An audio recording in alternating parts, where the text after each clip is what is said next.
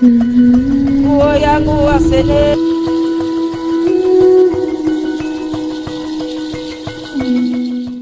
brethren, saints of Yeshua HaMashiach. God bless you. I briefly want to share with you my prophetic vision on military rule in Nigeria. You see, the Bible says we see in part and we prophesy in part. And the will of God is and will always be superior to the will of man. And like I always share and I hold so dearly, and I believe so greatly that the will of God is actualized through men, regardless of who that man is. The will of God is actualized through men. And I told you that from 2023, there's going to be set in motion the manifestation of the will of God for this country. Are we together? And that's why I told you, don't put your trust in any politician, anybody. Put your trust in God. So this is my prophetic vision about military rule in Nigeria. So I was in the vision and I saw me and my team returning from a meeting in this vision. And then we were being driven with a very small minimalist car, and I was even worried that, okay, this car will not be able to contain every member of my team who traveled with me in this meeting, but somehow, we saw ourselves in a church, another church meeting. And unbeknownst to us, our driver, even though putting on regular clothes, was in the military, and it seems as though it rained, but our loads were, the boot was left open, so water soaked it. So I wasn't happy, and I was telling the driver, but even though he was in the military, he was very, very respectful. And, I now stepped out of the premises. I now looked around me in the spirit, and I saw many military people standing, many military people standing, around, some dressed with normal clothes, but inside their normal clothes were military, clothes. And it was orderly, it was respectful. Then I started hearing alarms go on, go off. I started hearing alarms go off. And then I was told that, okay, it's almost time, for the curfew. So it looks as though there was a set time, and from the spirit I could sense that it was 10 p.m. And like 10 p.m., from 10 p.m., citizens were supposed to be in their houses, So it was this orderly season. There was so much order, and there was so much respect and honor from the military, and it caused a lot of the people to redress themselves and also begin to respect the military too. And then I saw myself in this church building that we branched or diverted to, and then my junior brother was ministering. Then we're playing the drums and we're just ministering, with them. And so I asked, can I travel to Abuja now? And they told me, no, I have to, lodge back or something because, it's past the time and no one will be traveling on the road, at this time. So I said, okay, no problem, So when I got up from that vision, I meditated on it. And you see, the Bible says we see in part, we prophesy, we know in part. One thing you cannot do is to enforce the will of men on God. If you enforce the will of men on God, just as the children of Israel did when they wanted a king like other nations, and they told Samuel, no matter what Saul is going to do, give us Saul. It didn't go too well for them. I told you, I said, this phase Nigeria is entering into, I don't believe in any man, I just believe in God. And since the will of God is divine, and it's by the will of God a nation can enter into bliss, let God work. But like I told you, one major thing that God is going to do is to bring Cyrus. Cyrus will be better towards the end of the year. Cyrus can be a man a system. Cyrus can be the military. But the Lord told me that the first year of the reign of Cyrus will not be easy. Howbeit, after the first year, the next 3 years will be used to repair the country. And the people will thank God that Cyrus came.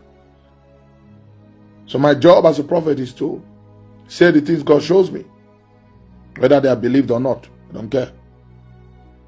The prophets of old that prophesied, the people they prophesied to rejected their words. Howbeit, it came to pass. In fact, Elijah the prophet prophesied that by this time tomorrow, there would be, restoration to the economy of Israel as of that time, and food would become so cheap because of its availability. And all that. The Bible said the minister for economics, or the minister of finance that was with the king, told Elisha the prophet to his face that even if God opened the window of heaven, this is impossible. For which he received the judgment. I'm not, putting this out there for you to like the prophecy. No. I have an obligation as a prophet to say what God has showed me. I don't believe, in societal programming. Where the society program you to say, oh, military is bad, military is good. No. The Nigeria I saw in the spirit. I don't know when again. But for this vision to come this period, it means it's significant. The Nigeria I saw in the spirit was orderly, was peaceful. And I sensed that it was I sensed that the military had very great influence around that season. So whatever God wants to do, let him do it to his glory. Please, if you can't pray or you don't accept the prophecy, no problem. Don't leave ignorant comment here. Are we together? God is going to strengthen his people, and the time will come by the Spirit of the Lord where the ecclesia is going to anoint kings. God bless you all. Shalom. Hello, beloved. You're welcome back to our channel, and I brought you an interesting video from Prophet Joel. And mind you, this video he talks about what God revealed to him concerning our nation, Nigeria, and what's happened in the realm of the spirit. Please, if you don't like it, just zoom off. It's not for you to come here and leave some hateful comments down below and say that if you don't have anything useful to say, you can as well say amen in the comment section. There are some key things he talks about in this video that I just want to chit chat with you guys.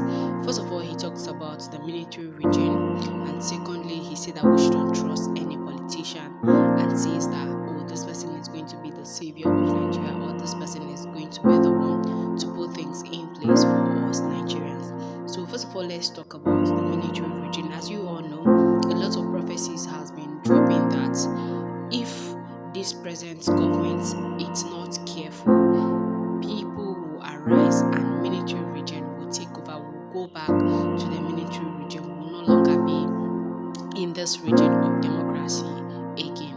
It has to be the military regime ruling Nigeria. And there are some things you see, he sees that the Lord revealed to him that there was peace when the military regime were ruling Nigeria.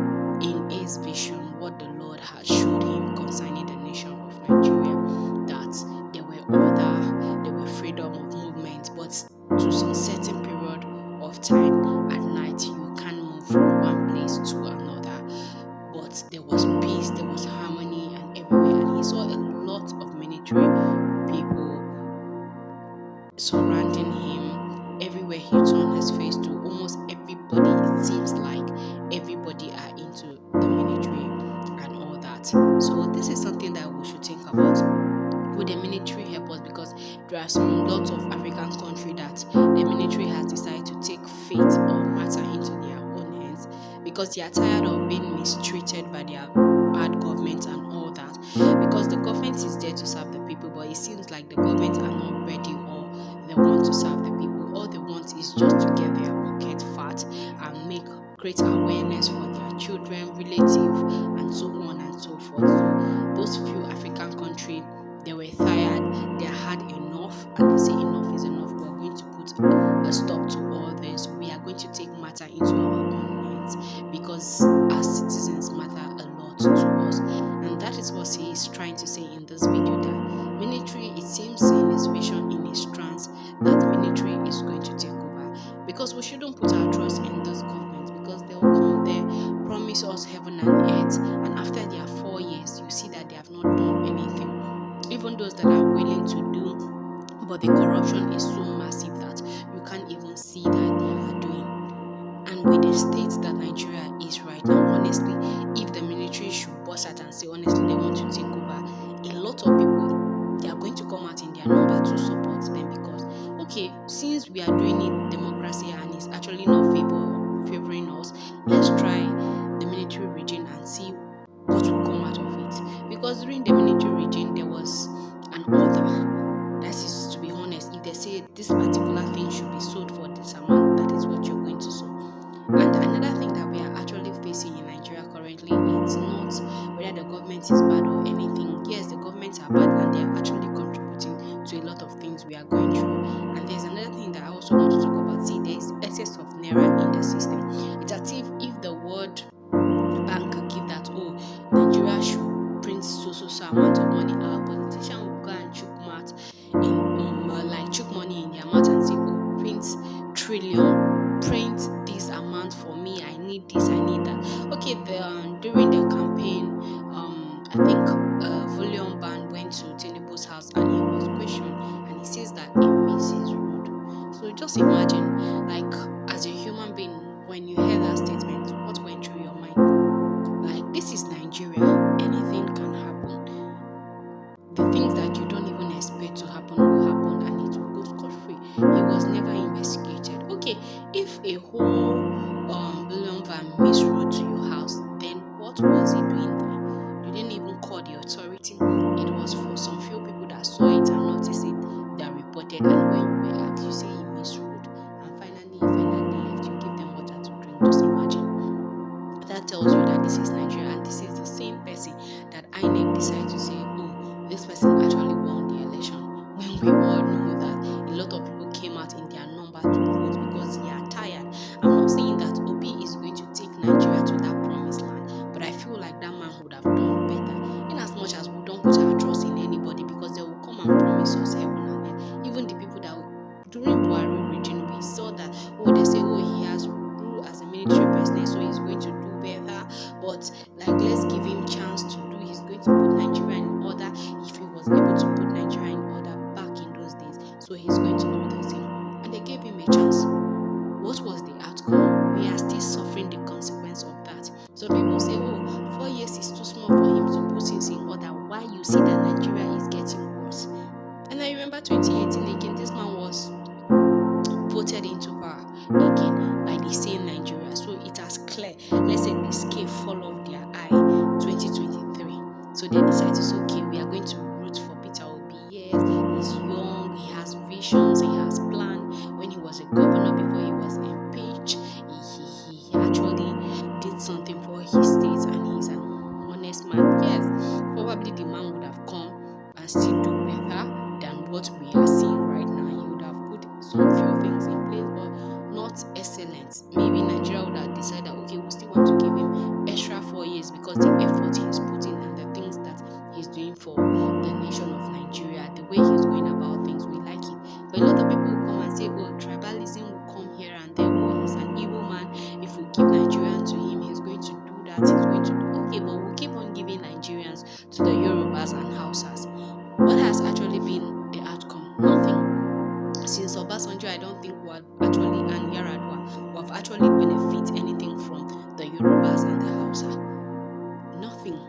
It's from one problem to another, or from one situation to another for Nigeria. So that should be something that we should also sit, learn, and also talk about and say. And some people will come and say, these prophecies are fake, they are just speaking like, come on. If something doesn't sit well by you, just forget about it. Just like the way as Tinubu is doing some things that you cannot question him, forget about it. Don't question some men of God when God gave them vision concerning some certain kind of thing, and you feel like you don't like it, then you come to drop a hateful comment. Please, dust your slippers and leave.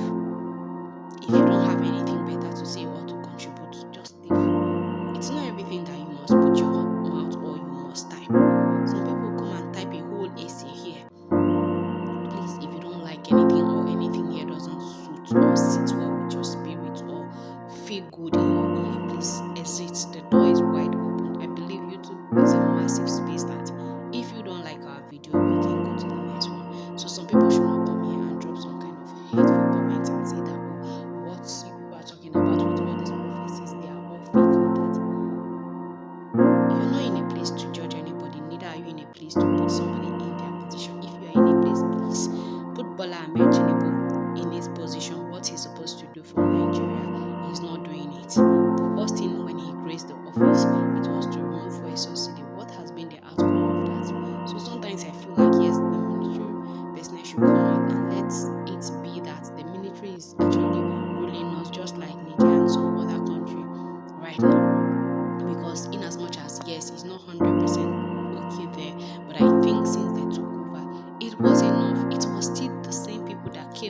in their number to impeach that man, because a lot of people are suffering right now. It's not just me, it's not just you.